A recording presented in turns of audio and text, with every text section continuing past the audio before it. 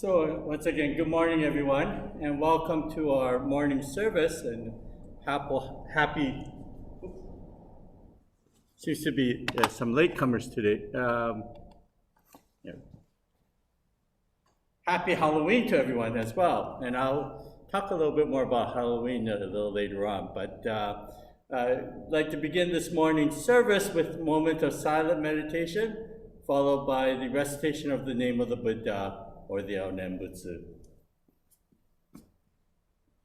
Can you hear me okay? Yes? Okay, good.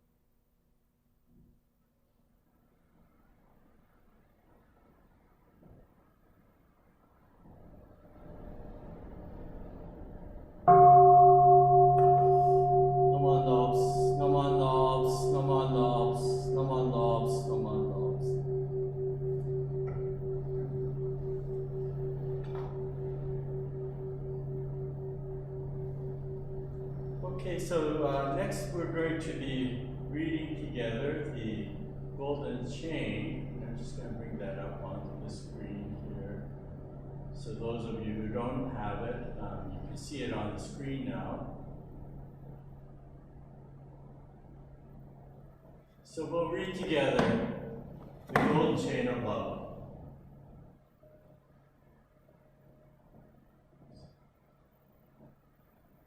I am a link in Amida Buddha's golden chain of love that stretches around the world. In gratitude, may I keep my link bright and strong. I will try to be kind and gentle to every living being and protect all who are weaker than myself. I will try to think pure, beautiful thoughts, to say pure and beautiful words, and to do pure and beautiful deeds, knowing that what I do affects not only my happiness or unhappiness, but also those of others. May every link in Amida Buddha's golden chain of love be bright and strong, and may we all attain perfect peace. Namo. Next we'll have the sutra chanting, and we'll be chanting the Judirai, which you see on your screen, and we'll be chanting first in Japanese and then reading the English translation afterwards.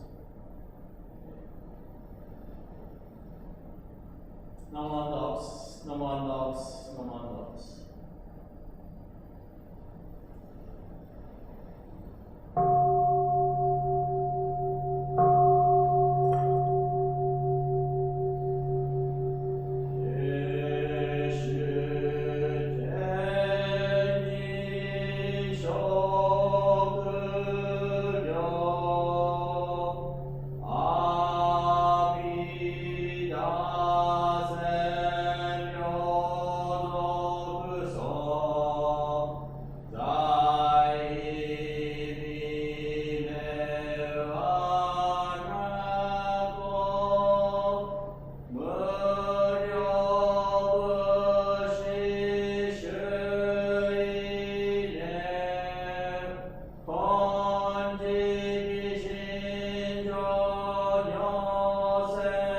No.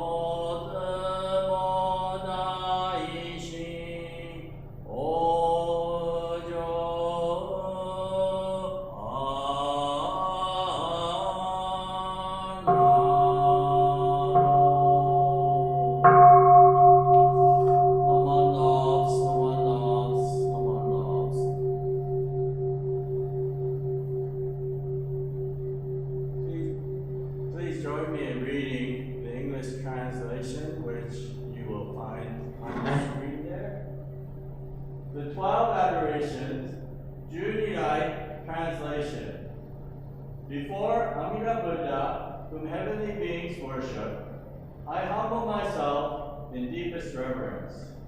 In his wondrous land of bliss, surrounded is he by countless bodhisattvas. His golden form shines forth, pure like the king of Mount Sumeru. His practice of truth is steadfast like an elephant's pace. His eyes radiate like pure blue lotus blossoms. Thus I prostrate myself before Amida Buddha. His countenance is perfect, pure and round, like a full moon. His majestic light shines like 1,000 suns and moons. His voice is like a heavenly drum, yet like a heavenly bird, Kokila. Thus I prostrate myself before Amida Buddha. Avalokiteshvara wears upon his crown the image of Amida adorned with many precious jewels. He subdues the arrogance of demons and heretics. Thus I prostrate myself before Amida Buddha. Incomparable, vast and pure, his virtues are, clearly extending like vast open space, his acts freely benefiting all. Thus I prostrate myself before Amida Buddha. Bodhisattvas from the 10 quarters and countless Maras, demons, always venerate him. He dwells with vow power for the sake of all beings. Thus I prostrate myself before Amida Buddha. In the golden treasure pond, flowers bloom. Established with goodness is a wondrous throne, where reigns the Buddha like the king of the mountains. Thus I prostrate myself before Amida Buddha. From the 10 quarters, bodhisattvas come, revealing wondrous powers. They attain blissful state. Honoring his face, they offer eternal homage. Thus I prostrate myself before Amida Buddha. All things are transient and without self, like the moon or water, lightning, shadow, or the dew. The Dharma cannot be expressed by words, the Buddha proclaimed. Thus I prostrate myself before Amida Buddha. No words of evil are in his land, no fear of evildoers, nor evil paths. With sincere heart all beings worship him. Thus I prostrate myself before Amida Buddha. His land of infinite expediencies is without degenerate things or wicked beings. Upon rebirth, non-retrogressive bodhi does one attain. Thus I prostrate myself before Amida Buddha. Thus have I praised the virtues of Amida Buddha. Boundless are they like the water of the sea. Upon receiving these pure and good qualities, may all beings be reborn into his land. Namo Amida Butsu. Namo.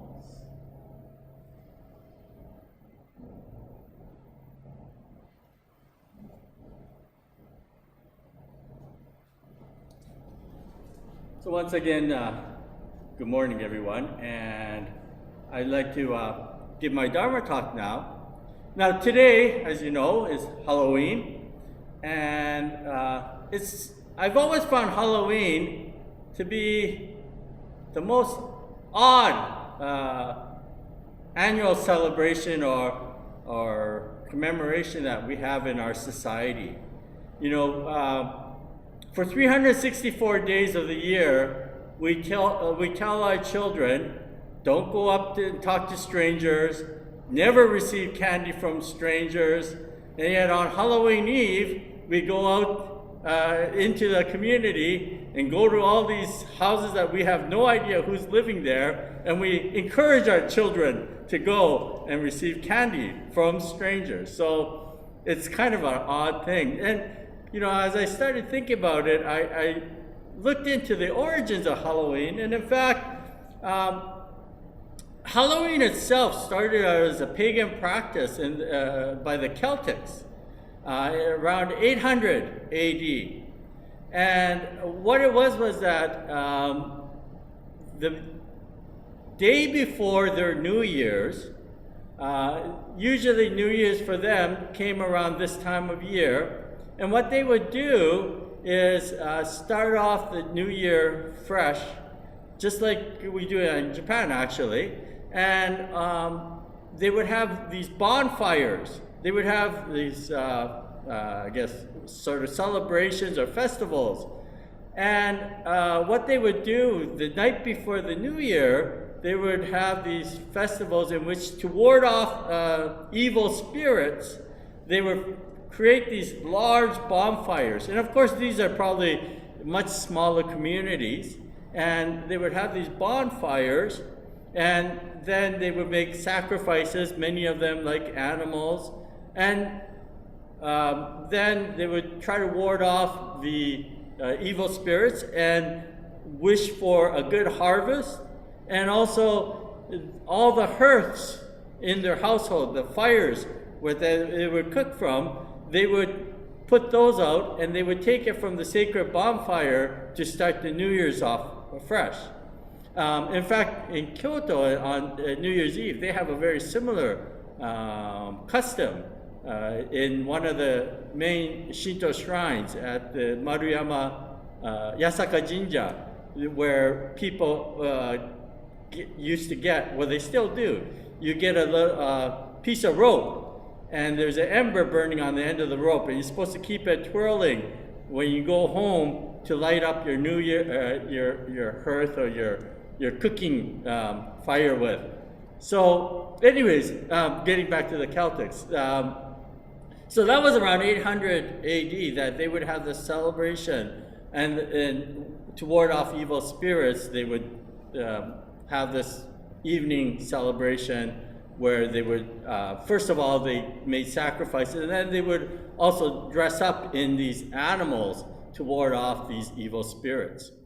Then, about 200 years later, the Christian influence came in, and Christianity had, as they did with many of their religious occasions, they blended the pagan traditions with some of the Christian traditions. So around 1000 AD, one of the popes of the Catholic Church created what they call, on November 2nd, it was a day to remember all those who have passed away. They called it All Saints Day. All Saints Day. And so then, the night before that, they sort of incorporated the pagan tradition, and they called it All Hallows Eve. So that's where Halloween started. The day that they honored the saints, and then the night before is the sort of the mischief night where, to ward off these evil spirits, they would do more of the pagan tradition. So that's where the beginning of this Halloween came from. And then over the course of many centuries, it's developed into what it is today. And in fact, in North America, second only to Christmas, it's become the most commercialized event in the year. We now see decorations on Halloween throughout, with all the houses being, some of them are quite elaborate. I saw on the news yesterday one house that went to the hilt. It's like a haunted house now. But so initially, when you think about it, the kids were not going to strangers' places, but it was a celebration within a community. So they probably knew everybody within the community. And in fact, even in the 1970s, when I was a little kid, I still remember when I first started going out to Halloween, at that time they were still giving out the candied apples or the candied popcorn balls. So a lot of things that were made, homemade, people were giving out, all right? And then over the years, of course, it's been much more commercialized. But so this idea of dressing up or costumes, as I was thinking about that, I realized, in many of the Buddhist fables, there are actually stories with costumes in it. And there's one story I wanted to share with you today, and it comes in one of the Buddhist fables. And you might recognize this from in another setting, and I'll talk about that afterwards. But this story is about a king. And this king, and he liked to go and visit the countryside periodically to see how the local people are living. So on one occasion, as he goes out, he comes across a blacksmith. And this blacksmith doesn't really have too high a regard for the king. And so he gets into this conversation with the blacksmith, and the blacksmith tells the king, "Oh, you've got it made. Your life is so easy, sitting up there in the royal palace. You get treated hand and foot. You don't have any worries." And the king thought to himself, well, he obviously doesn't know my role. And the blacksmith was going on about how his daily existence is the existence of trying to get by day to day. And so the king thought, I'd like to know how the other feels. So he made up this elaborate plan, and he consulted with the blacksmith, and they decided to change positions for a day. Now, of course, the king can't go into the village dressed like the king. Nobody would treat him as a commoner. So he took off his royal robes, his clothing, and he put on rags, and he, disheveled his hair, and, made himself look very much like a pauper.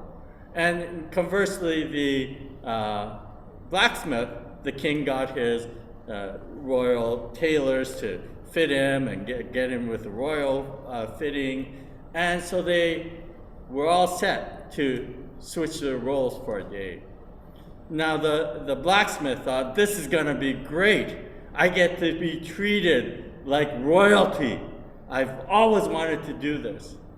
So they go their separate ways. They blacksmith to the palace, and now the king is left on the edge of a different village, left in a remote area. So the next morning, the blacksmith wakes up in his royal bed.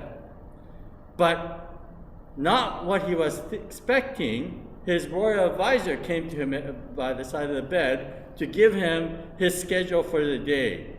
And as you can imagine, he's got a list of people he has to meet. So even before breakfast, he has some meetings that he has with various advisors or chieftains from different areas, and they're all complaining about their own situation. And as the royal king, he has to listen to all this. So that whole day, the blacksmith realizes what he saw was only part of the royal daily life. And in fact, the responsibilities that went along with it was much greater than he could ever imagine. And by the end of the day, he was glad that he was only doing it for one day, and he couldn't wait to get back to his daily life, where all he had to do was think about his own life. Conversely, now the king, who was now a pauper, when he woke up in the morning, he didn't have anybody coming to him, and he didn't know what to do. He wasn't used to having a life where he had to think for himself. Everything in his daily life was regimented until then. So for him, it was a day spent feeling very anxious and unsure of himself. And of course, getting meals was a whole new experience. Because as a pauper, he would have to go and beg. And dress not like the king, but like a beggar. Nobody would give him the time of day. So for the king, as he went through this, he realized how difficult it was for the average person to make an ends meet. So this story is told in one of the Buddhist fables. You might recognize this in much more modern tales, the country mouse and the city mouse, right? I don't know whether they got that from this Buddhist fable or was it coincidental, but it's very similar, that we don't see the other's situation until we're put in that person's shoes. I think I've mentioned before, my experience with a friend that I made when I was in Toronto. He was actually a Japanese fellow who went to, it was then still Burma at that time, now Myanmar, and he became a Burmese monk. And his title as a Burmese monk was Vimala. His Japanese name is Inoue, but Venerable Vimala, he came to Toronto while I was there, and he came to Toronto because he had a brother who was working as a chef in Toronto. So he came to Toronto and was staying with his brother for a while, and he would go to the Burmese temple, and periodically he would come to our temple, and he started giving some mindfulness, meditation practices, etc. But I got to be friends with this Venerable Vimala, and over the period of time, I got to see him come and go as he wished, and he seemed very free of all things.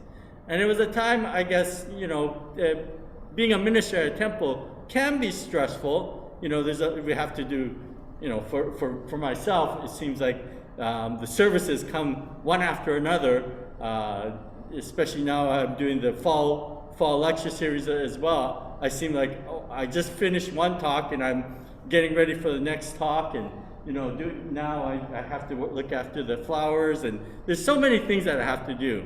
So we were having a conversation one day, and I mentioned to Venerable Vimala that, I envied him in a way, the freedom that he had. He didn't have the responsibilities of a family, didn't have the responsibilities of looking after the local temple, and he seemed to be free as the wind. And he smiled at me and he said, I was thinking exactly the same thing about your situation. And what he mentioned was that when he was in Burma, the culture is very different. So every morning, part of the practice, they would go out to receive the alms. And people would readily give food and whatnot to the monks. But here in Toronto, first of all, it was very cold, so he couldn't dress like he would in Burma. And then he said, people are not accustomed to the culture of monks begging for food.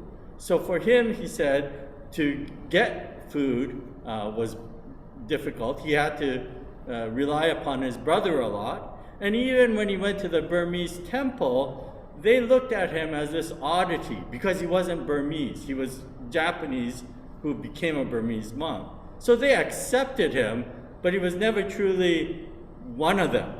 And so he felt very lonely at times. And so he said he envied myself, who had a congregation, who had a place to go all the time, who had a house, and both of us had a good chuckle in that we both realized that, we were looking at the other with envy, and it was the case of the grass is always greener on the other side of the fence.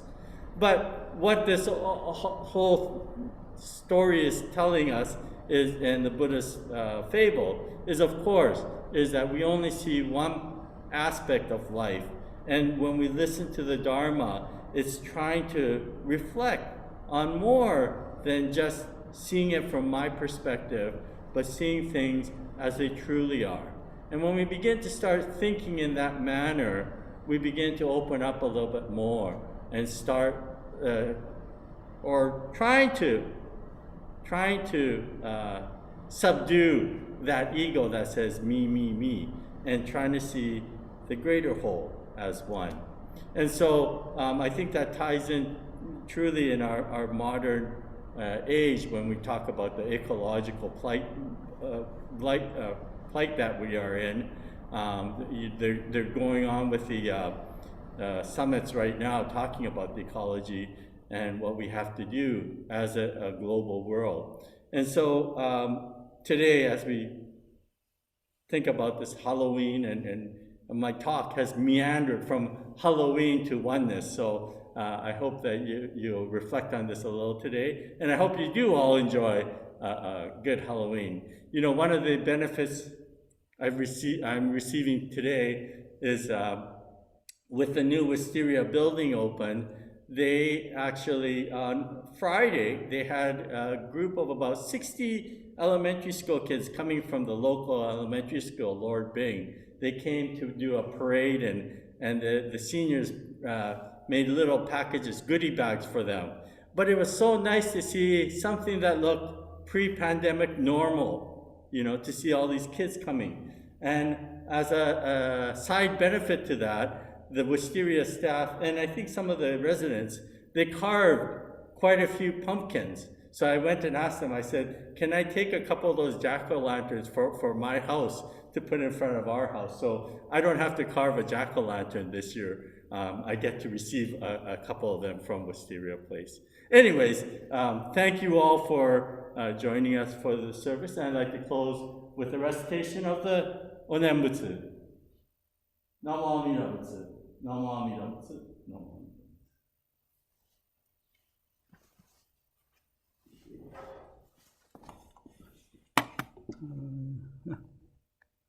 So I will now remove my spotlight, and if you wish to say hello to others, you can.